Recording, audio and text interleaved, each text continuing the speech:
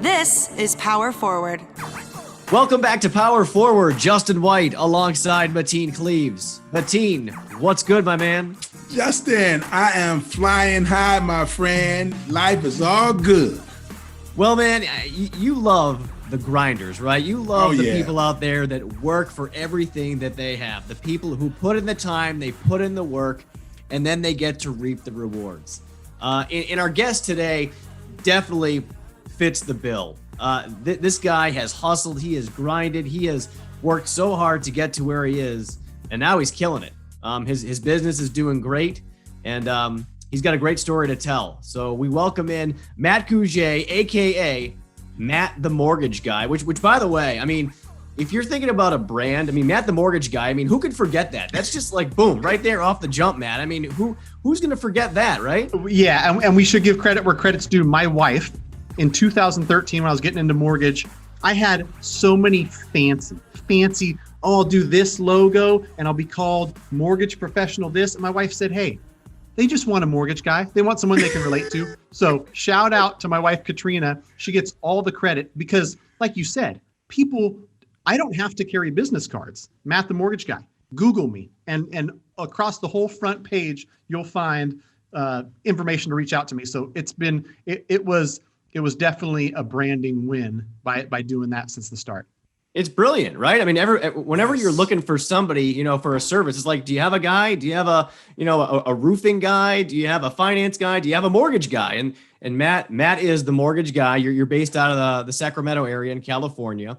For our listeners out there, give them a little bit of background on your story, because I know that you've been in mortgages for a little while now. You didn't start out in the mortgage business, but you were on the retail side. You converted over to becoming an independent mortgage broker, and now obviously business is going well. Yeah, business is going really well. And I'll just give you the mortgage snapshot. Maybe we'll get into the full story later. But as far as mortgage goes, middle of 2013, right after we had our second kid, I'm the sole provider, and I've got a stable job at the state of California with benefits. And what a perfect time to leave that, go 100% commission, no benefits.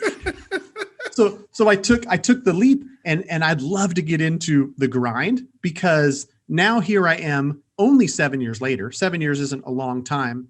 And really, 5 years in retail and then 2 now on the broker side, my business has exploded, but not by accident. And I'd love to talk about that. I literally had a conversation this morning with my production manager, and I told her, I wonder if, on Monday night when I'm leaving at 8:15 and I've been in the office for 13 hours and then I'm responding to emails at 11:45, I wonder if those who look at the business success and say, oh, I should get into mortgage. I heard mortgage is a really hot thing right now.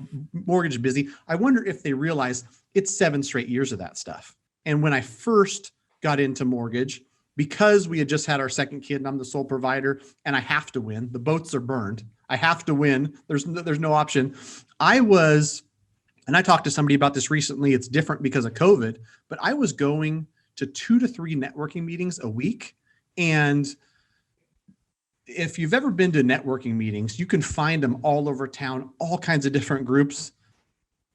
8 or 9 out of 10 are just a colossal waste of time. And you're talking to people that are, no offense to multi-level marketing or other things like that, but a lot of conversations that didn't turn into anything. But by having 100 or 150 at bats per year, I met amazing partners that I've done 50 deals with, 60 deals with, investor clients who have done all the transactions they've done in the last 6 years, 7 years with me. They've referred their family members, their investor friends. And so, that since an early age, I think I've just always enjoyed the grind. And a cool story about when I went to UWM back in 2018, I was sitting with Melinda and Matt and some of the executives, and a cool trip because everybody from Answer Home Loans couldn't go for one reason or another.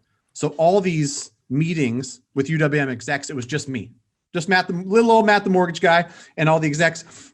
We started talking about work ethic. And, I grew up, I won't say poor, but I grew up very little means. My dad was a truck driver, and he went from loading trucks at the dock to driving trucks. He worked for JCPenney's in Sacramento for, I think it was 21 years. He never missed a day of work. He was by himself, so he wasn't putting people at risk by going into work sick. He went to work sick as a dog because maybe you call it stubborn, but he just had that work ethic where, listen, I've got to drive to Reno up and back with these doubles. This stuff has to get delivered. It's my job. So he went 21 straight years, never missed a day of work, never had an accident, never got a ticket. And he's proud as heck about that. And that's probably a good example of no matter what you do it good, do it to the best of your ability. So, when I was 12 years old, delivering newspapers or in seventh grade, selling packs of gum, where I get a 10 pack at Target and it costs 99 cents and I sell them, I just had it ingrained to me and I was never afraid of the hustle. And I think that that's something that when I talk to people, you've got Matt Gouge, who went to public school. The high school I went to, for anybody who knows the Sacramento area, was rough. We'll call it rough. But you put me up against the kids from the private school who got everything handed to them, private tutors and all that stuff. It's not even close. I will crush them in business because I've got grit and I'm just going to work harder than you. And I think that that's something that obviously aligned with Matt on that. And we've had great conversations on it. But that has been the common thread. And so I might have got off track here, but my 7 years in mortgage, it was only a matter of time. When you put in the work and you're willing to work, you could be, selling bow ties, whatever you're going to do, you're going to succeed. And so I had success because of the work in the retail channel for 5 years. When I got into the broker world, we took it to a whole new level. And a bunch of cool conversations I've had with my team now, which I've got a small group that includes production manager, junior loan officer, office manager. And when I came to Answer Home Loans is now one of the biggest brokerages in the US by volume. But when I came, there was only 30 or 40 loan officers. And July and August of 18, my first 2 months, I was number one back to back both months. And I remember, and I'm telling junior loan officers this now in 2020, it was the excitement. I was coming into the broker world. I knew why I left retail and why I came into the broker world. And all I did was share that. Conversation after conversation, talking with realtor partner, financial planner, CPA. Hey, I'm passionate about mortgage. I'm passionate about helping people. I'm now in a channel that best serves the consumer. And just like I'm telling you guys, like you tell that to a potential referral partner, that excitement rubs off. And now all of a sudden they're sending you more business. And before you know it, you're number one. Here we are 2 years later. Answer Home Loans has grown leaps and bounds. I think we did 700 loans last month and 110, 115-ish loan officers. Now I got to fight. Now I got to fight for the top spot. And I think last month I did 28 loans and I was number 3. I don't even get number 1 with 28 loans being funded, but it's been fun, man. I've enjoyed it. And I get excited when I get to talk about that grind because it's really, if you look across any business, it's the common thread. You look at folks who've been successful, and even if they don't show it or talk about it, they're outworking the other people in that industry. I love it, man. And you know what? I'm just sitting here, smiling from ear to ear, listening to you talk because, I just get excited about stories like this and just listening to you. It makes me think about a couple of things. Like, first, a winner is going to find a way to win. No matter what, if it's in you, you'll find a way to win. And chances make champions. And that leads me to this first question is, okay, man, you had a stable job. All right. You were stable. Now, you took a leap of faith. Some people might call you crazy because you were stable. But what went into that decision when you decided to take that leap of faith? I think it was a number of different things. I've I've really, especially in these past 7 years, been in this growth mindset, and you talk to different people and you realize what, as human beings, gets us up in the morning, gets us excited. That's growth. And as much as I went to work for the state of California for the stability, and it was in finance. I've got a finance degree and I like math, but I just, it didn't light that fire, And so the challenge of going out and starting something new and realizing that I was going to have to see growth to survive and to feed my family, I think that's what triggered it. And I can look back on a conversation I had with a buddy of mine. We're sitting at a birthday party for a friend's kid, and he had been in the mortgage industry. He had gone out and started another business, and he was getting back in. And he said, I'm gonna open up a branch. I'm gonna get back into mortgage. You should join me. Oh no, man, we just had Ethan. I got 2 kids, and state job doesn't pay me a ton, but it pays the bills, and I've got great healthcare. And he said, I know you, Matt. You'll succeed. And we can get into before the state, I worked as a card room manager, and I managed a poker room. He knew I'm good with people. I enjoy people and all types of people. I've been around diversity all my life, so I can talk with any and all people.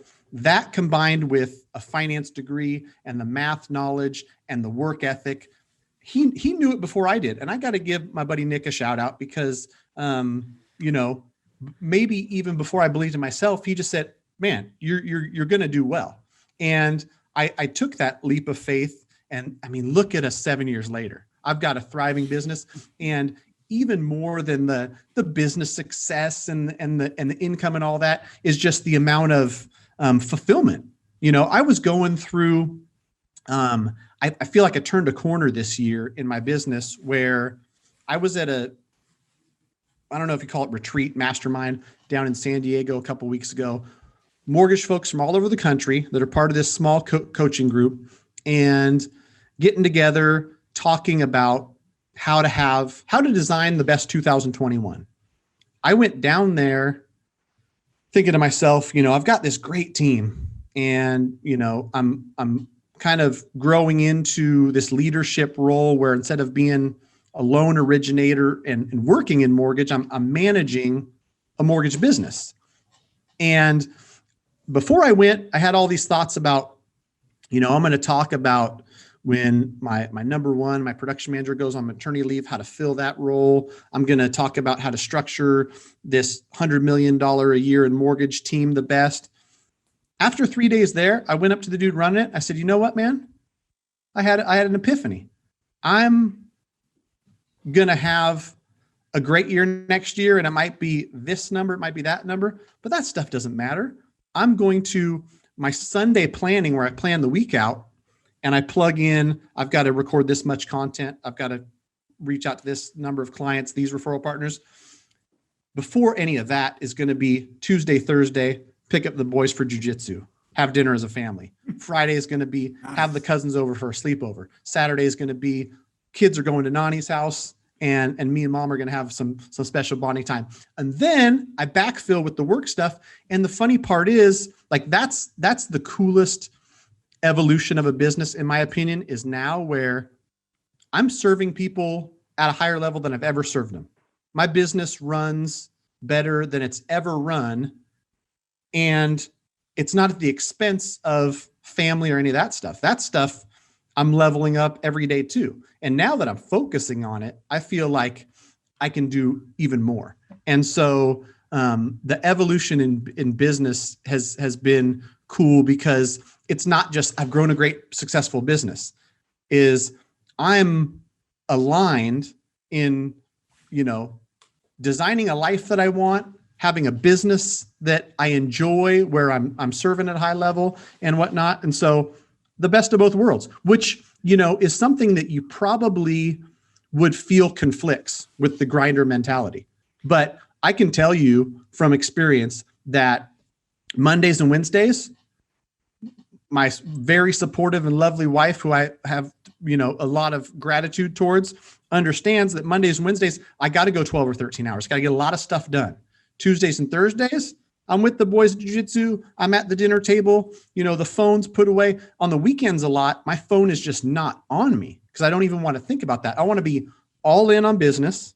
And then when I'm off, I want to be all in on the family, building forts, doing the fun stuff.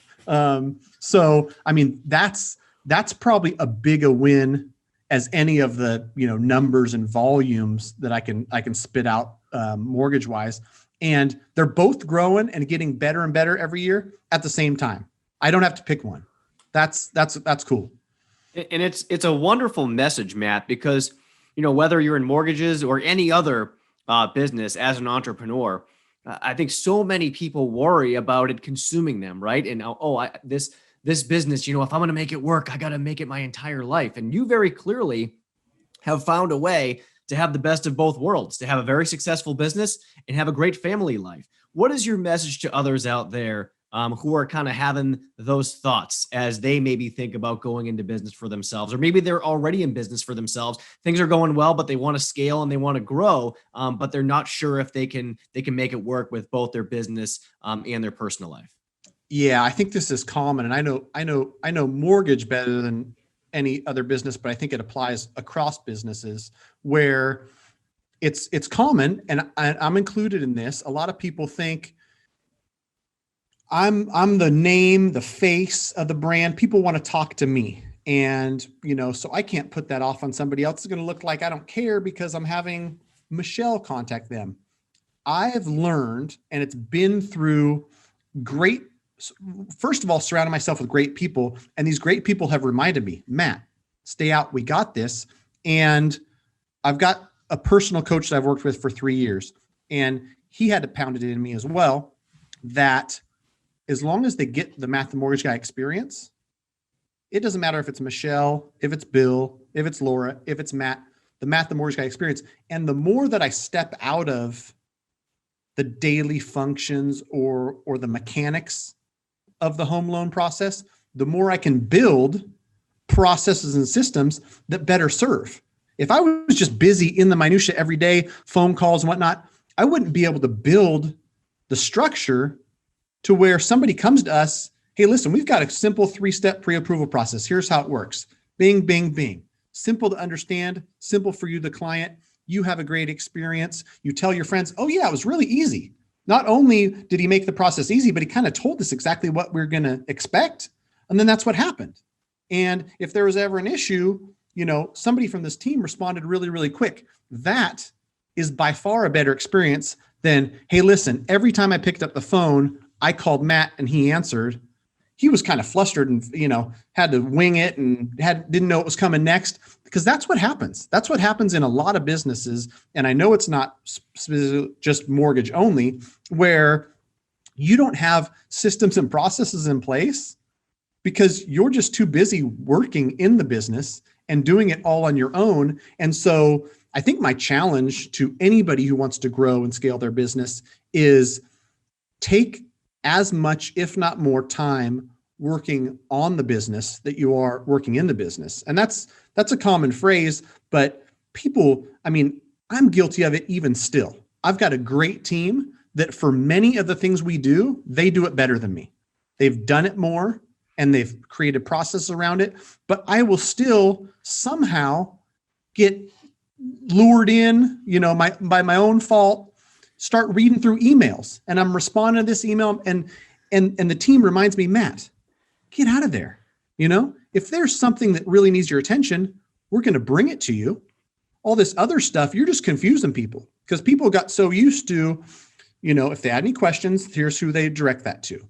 And that's something that would be a good piece of advice is, don't just blindly say, I'm not going to do everything in my business, and that's going to free me up to do higher level things or work on the business.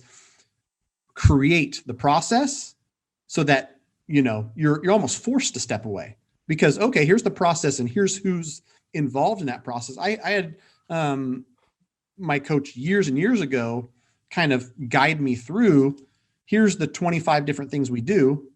Tell me who does each one. And even that exercise, I'm sure there's plenty of business owners that, own a yogurt shop. Who stocks the yogurt? Who checks the temperature? Who does whatever that is, you've got to know your checklist, and then you've got to know who checks each check on that checklist. But many people, I'm sure, just aren't running their business like a business. And that's something that I'm proud of.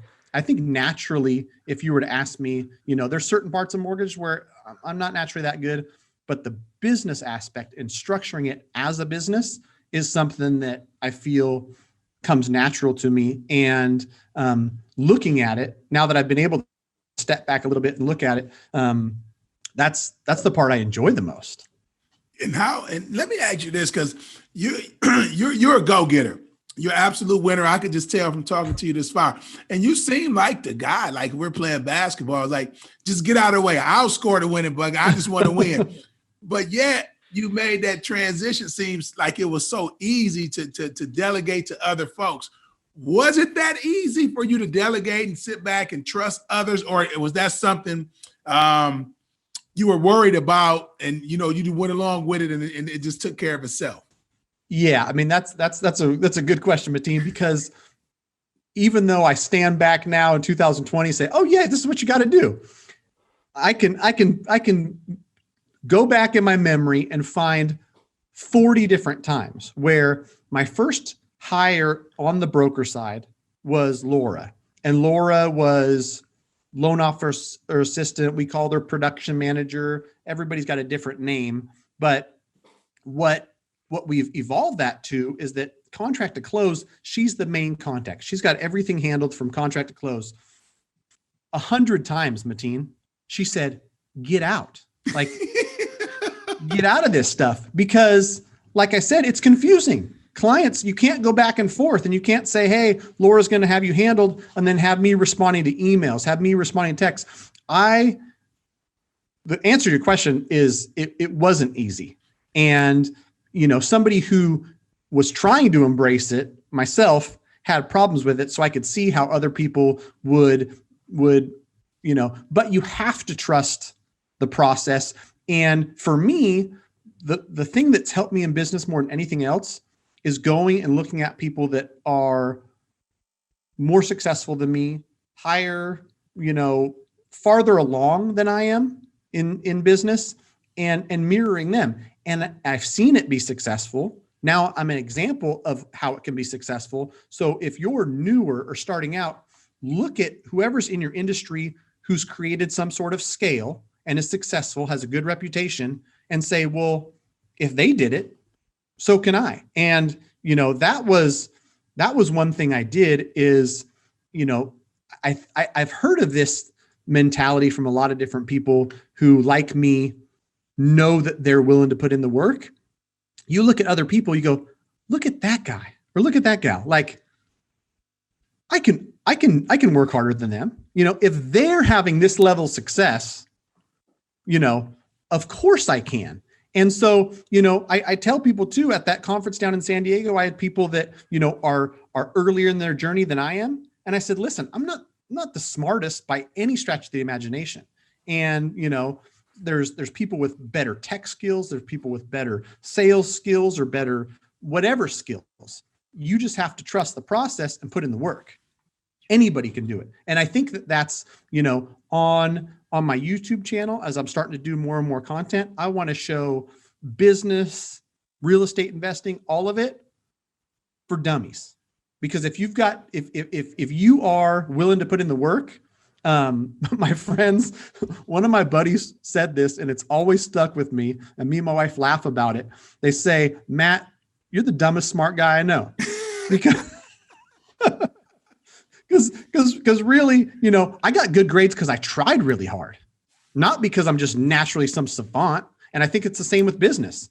I've succeeded because I've tried really hard. Well, you brought up the YouTube channel. So let's dive into that, because, I've been watching a lot of the content you put out, and you and I have spoken about this. This is one of your goals. It's to put out content when it comes to something as complicated as mortgages that a sixth grader could understand. Because, how many people out there go through the mortgage process for the first time, and it is like, what do you mean here? It's like trying to learn calculus. You take this approach, Matt, of trying to basically break it down for somebody so that it's really easy to understand. And that is very much by design. Tell us about the branding that you're building through the content that you're producing, and kind of what your approach has been and how it's helping your business continue to grow.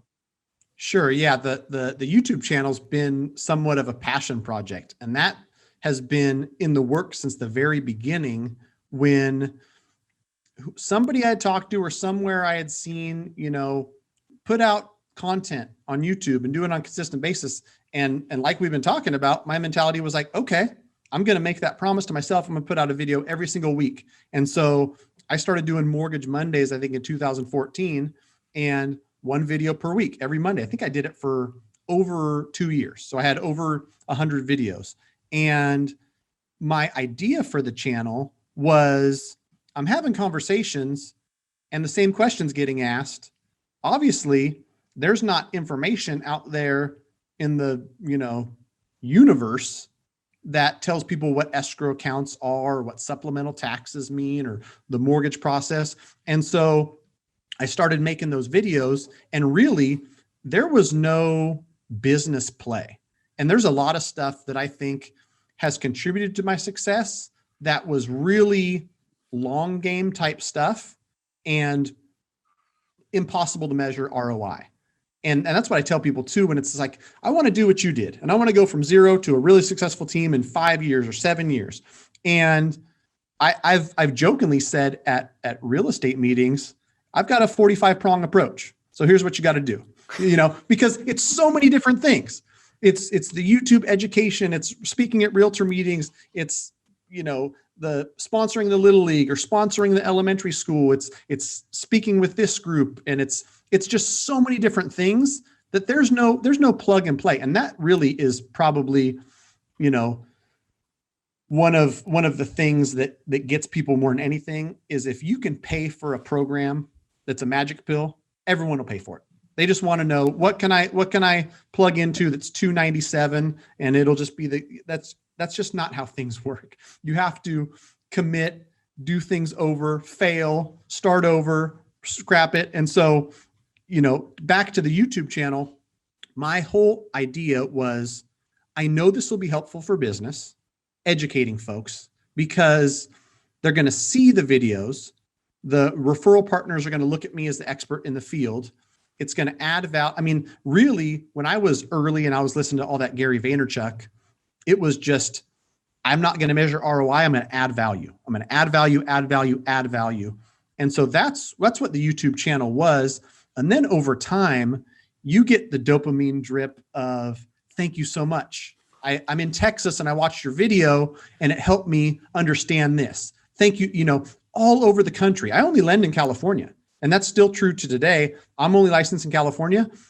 If you knew the amount of clients that I've coached, talked to, guided that are out of state, it's unbelievable. And that's not putting money in my bank account, but that's building, I don't know what you want to call it, just universe equity. Got brand awareness, to say the very least. Yeah. And so, I've continued with that. And then this year, I just realized, like, man, I really enjoy that. I really enjoy the educational piece of helping people out. Because like you said, the average person might do 2, 3, 5 mortgages in their whole lifetime.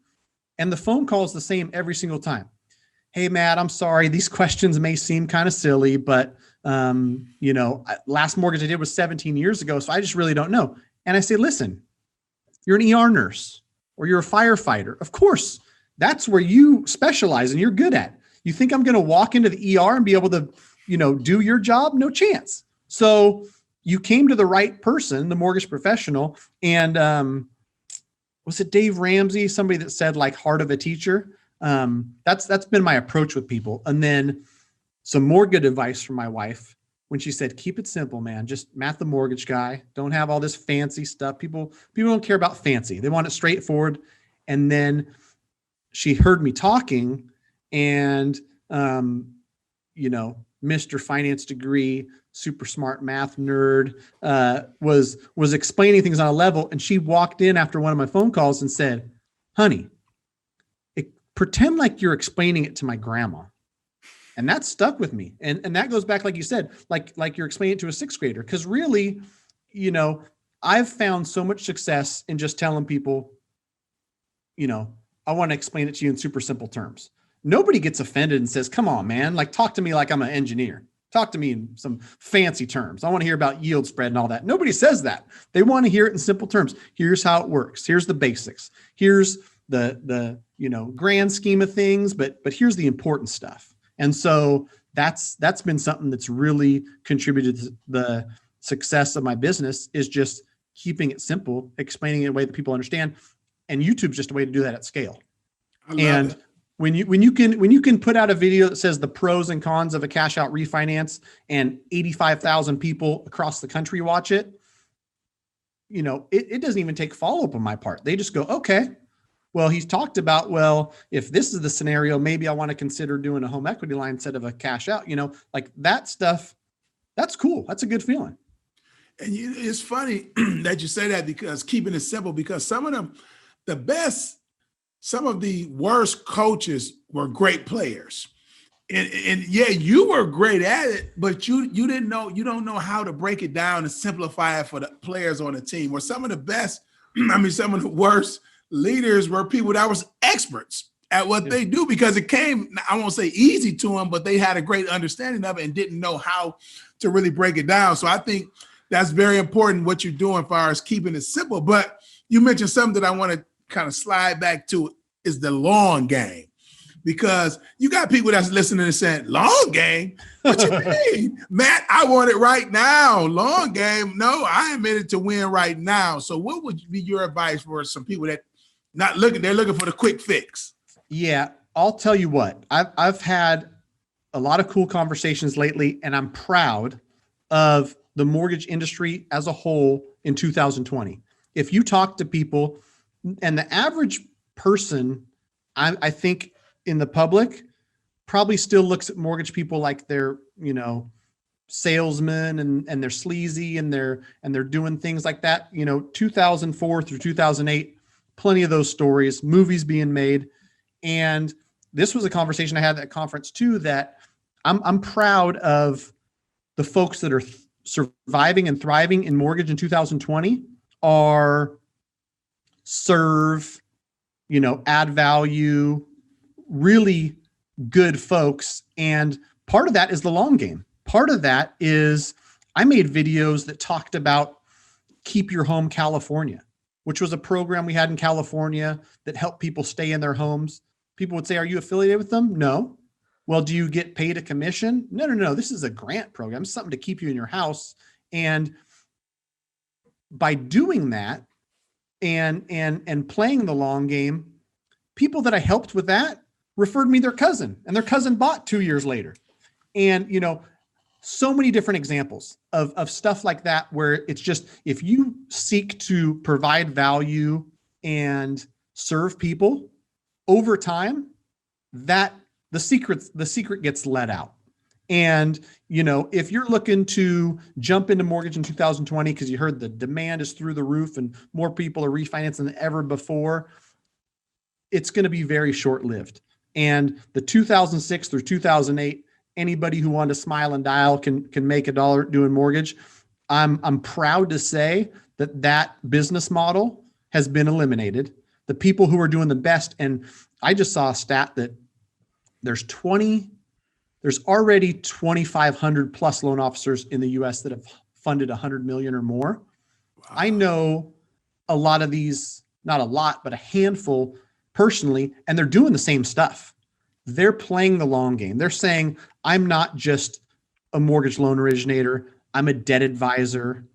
I'm, a resource when it comes to anything to do with finance. I partner with your financial planner, and we align and put together a plan to help you win, not only with home ownership and building net worth, but providing a plan and things like that. And so that's what's winning. And, I have always looked at business that way, where I'm not worried about what November of 2020 or December 2020 are going to look like. I want to know what my business is going to look like in 2 years and 5 years. And I can tell you with absolute certainty, it's hard when you're brand new and you're like, man, I got to do at least 15 or 20 deals a year to make this thing work. And I mean, and that's the thing too, looking back when I was brand new and it was sole provider, no benefits, I had to make it work. I was still doing this stuff. And I didn't have, an agent I talked to yesterday said commission breath. People can smell commission breath. And if you're talking to them and oh man, this guy's just trying to make it another sale. I have gained the trust and the, lender for life with these people by saying, you know what, based on everything you're telling me, this refinance doesn't make sense. You guys are going to move out of this house once, so-and-so graduates and whatnot. And you guys are off to Idaho in 2023. Don't spend the money, make some extra payments towards principal if you want, but no need to roll in the cost of the mortgage and things like that. I've had plenty of conversations like that have turned into like the other Keep Your Home California example, where somebody called me from Yelp. I advised against a refinance and they've referred me 3 people. They're in my database, 3 people they've referred. And so, the long game is the only game, in my opinion, just because it gets sniffed out. And really there's a lot of people that are probably winning in 2020 mortgage wise, that when things change and when things shift, we'll be glad to see them go, and the people that are providing the most value and truly out there to serve are going to thrive. And that stat I gave earlier, those people are doing that stuff. You don't grow to do 300, 400, 500 transactions a year by just smiling and dialing or trying to get as many people, to the finish line as possible. You're providing value, and me and my team are all aligned in this. And this is one of the coolest parts about building a team that's value driven and aligned, is as I'm training them, I'm not just saying, hey, this is how we're going to approach things. This is how we're going to talk to clients. This is how I do it. This is how you've seen me do it. And I tell them, listen, these follow-up calls are not sales calls. Hey, we just wanted to check in. We got you pre-approved back in August. Want to see if you're looking, if we can help in any way, happy to. No, I think we're going to wait until after the wedding or after the kid's born. Okay, great. Just wanted to check in and we'll mark it here to follow up in August 2021. That kind of attitude and approach, people love that. You guys are shaking your heads, yes, just because you've been on sales calls. You're like, oh my gosh, man, get me off this sales floor. This guy's trying to sell me a car. I just told him that I wasn't interested in this, but he's still opening the door and having me go in and smell this new car. Hey, let me tell you something. You said it a few minutes ago and it made us both laugh. It is real easy to smell somebody with commission breath. Yeah. It is real easy, By the way, I think we should get a t-shirt made. Don't have commission breath. Maybe that could be that's a good one. Matt the mortgage guy logo on it. That could be your next branding piece. It's being a regular person. It's being a down to earth, normal person who's not afraid to say, I'm really flattered that you're interested in doing business with me and maybe me helping you out. But honestly, I don't think this is the right thing for you to do right now. That means so much to people. You're being honest instead of, just getting that easy check or getting that client. You're being real with them.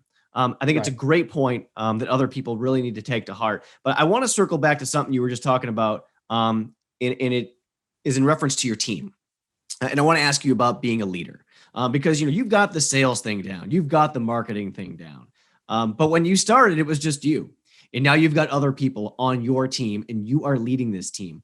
What has it been like for you to learn how to lead a team and kind of moving the chess pieces around so that everybody, like you said, is aligned and you all have the same vision and the same kind of philosophy when it comes to how you want the business to function? It's been fun. And I didn't realize that over the past year, especially, the team's grown, business has grown, and I've at times been like, well, gosh, I could have done that better. And I've realized my own shortcomings. Me and my wife had a conversation about when I was at the poker room for 9 years. I managed a poker room where I had between wait staff and dealers, and I had 60 employees that were all reporting to me. And I was in my 20s, and looking back, like, oh, that was a good trait. That was good. The willingness to work, the not asking somebody to do something that you wouldn't do, the same hustle mentality I had, that was all good stuff. But then there was some stuff that I just hadn't developed yet. I was just young and didn't know. And, I had finance classes, but I didn't have leadership classes. And so it's been a really cool evolution for me. And like anything else, I just think that it's learnable. You get a book on servant leadership. You get a book on, effective communication amongst teams. And my latest thing, me and you talked about it, Justin, last week, where I enjoy running because running just, allows me to think very clearly. And I'm just out there taking care of my health and my fitness. And that's been my latest thing is I've been downloading books and listening to books specifically on leadership because I've got a great team. I've got a great team that I've expressed so much gratitude to them because they're helping me build this business. They're helping me serve more people. They're aligned with how I think about the business I want to run and whatnot. And so I feel like I owe it to them to show up as the best leader. And through the personal coaching I've done, where I'm on a call every single week with my buddy Matty A, I've realized, I've got some people on my team that are rock stars, and that I can't remember. I was on some call recently where, they described them in different ways and gave them nicknames or whatnot, where, basically some people really need to be led. Some people need to be directed. Here's exactly what I need you to do. X, Y, and Z. When you get done with Z, here, and so there's people like that. There's other people that, with little direction are going to go out, they're going to grow the business, and they're going to kind of, move the business forward without being given any direction at all. And everybody's different. So going back to the very beginning of our conversation where I talked about growth and how exciting growth is, like growth is what gets me excited. In my office, I've got a Jim Rohn quote that says, your level of success will rarely exceed your level of personal development, because success is something you attract by the person you become. Like personal development and growth is my fuel. And so leadership and growing into be a better leader is exciting. It is. And sometimes people, I always tell leaders, listen, man, you could be the smartest guy in the world, but and you say if you're a coach, you can draw up the best play ever invented. Who has to execute that? The players do. So you can be smart and it could be great, but they have to buy into you. They have to know that they got to feel appreciated. They have to know that. So to me, that's super duper important. But let me ask you something, because you mentioned Nick, your friend. He saw something in you early. He just said, hey, man, I just believe you can be successful in it. Now, I'm sure with all the people you lead now, you see something in somebody else. You don't have to mention names because I don't want, your team here to say, well, he has favorites. So I'll keep you safe on that. But is there someone that you had an interaction with that you saw so much in and they didn't see it yet, but you just had to, help pull it out of them?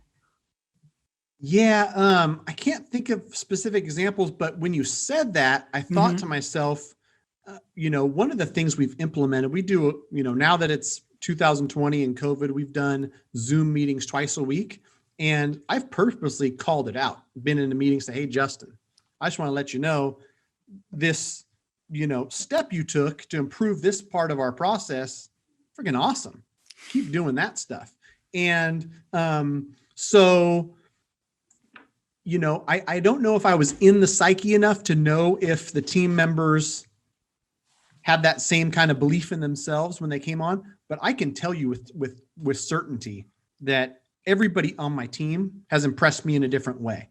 And, part of the leadership training I'm kind of going through on my own by reading books and stuff is highlighting that stuff. And in mortgage and with any business, I'm sure it's easy to jump on a call and be like, let's talk about the 4 files that are causing us all the most stress. This file, because we had to wait 4 weeks for Solar friggin' City to get us the subordination, and you could do that, or you could say, hey, here's a file that went super smooth. You want to know why? Because Michelle asked for X, Y, and Z before we even submitted the file. That's the kind of rock star stuff that helps our files move smooth. That's why people refer us. That's why we grow. And so in their own ways, I think they've all exceeded my expectations in different ways. And I believe as a leader, like by highlighting that stuff, it promotes more of it. Great point. Yeah. I love it. And Matt, a couple minutes ago, you mentioned personal development. You're used to putting yourself out there. I mean, you got the videos, the YouTube channel. You said, 85,000 people seeing one video. I mean, people are used to seeing you. You're okay putting yourself out there. But one thing I want to ask you about is something that you posted recently about your own personal struggle. You posted recently about the fact that you are now 9 years sober as of October of this year. And I know that, the reaction to it really surprised you and it meant a lot to you. So yeah. Tell us why now was the time for you to go public with this, and also what the reaction has been like to your story. Yeah, it's October 19th, 2011. My wife deserves all the credit.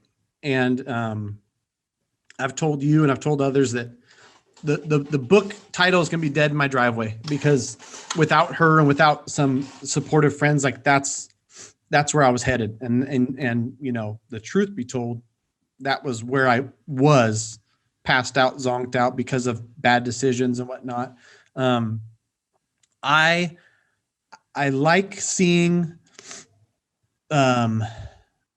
people succeed. It fills me up, and having been through that struggle myself, and from 13 to 31, to be honest, being kind of lost, to have that experience where you go from near death to, maybe you call it reborn. I don't know if I ever phrased it that way, but in a sense I was. I've got a different perspective on things. And I talked to somebody the other day, like, man, you're a positive dude. I go, I wake up every single day. I'm alive. I'm thankful as, a loan can get denied and somebody loses their job, or they quit their job, or, not nearly anything that happens in business is going to affect me. I'm a dude that almost died 9 years ago. And so, I think sharing the story is important now, because like you said, when I shared it, hundreds of people reached out, and it was super cool to see, not because I want praise and like, oh man, it's great to see, you and this comeback story from, drug addict to super successful business person, but because I could talk to the people that said, hey man, like I'm struggling. And I think 2020 more than ever, there's people that are isolated and they've got some sort of struggle. It can be drugs, alcohol, depression, anxiety.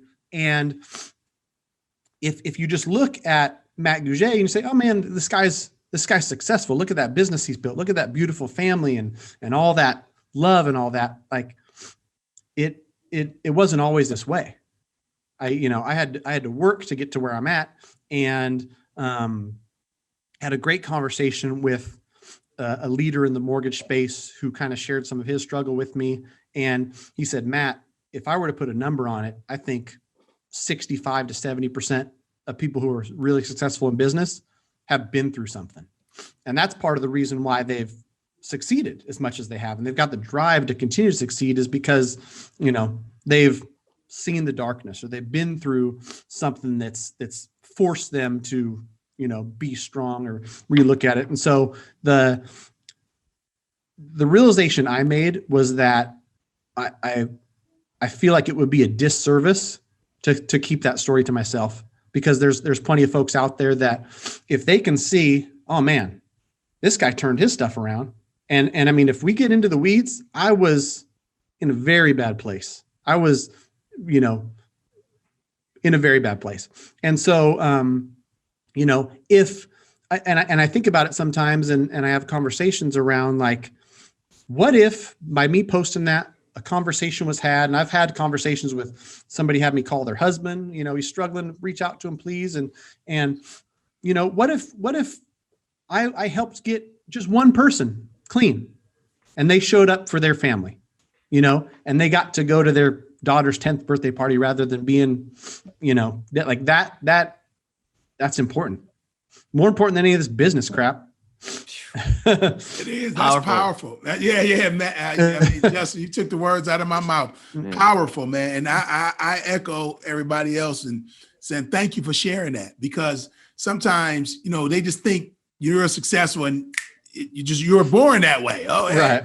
And to share that story, man, and I applaud you, man, for what you had to come through. And like you said, man, most successful people have been through something before, and it's a driving force behind that energy that they have, to continue to dominate. Right. Yeah. And even if you haven't been through a specific struggle, I think that it's testament to no matter what your position is in life, with demographically, geographically, you come from a poor neighborhood or a poor household, or just, raised by your mother and your dad's not around, no matter what, people can succeed. And that's something that, in my community, when I think about the future and I think about, what I'm going to do, like that's the kind of stuff that gets me fired up.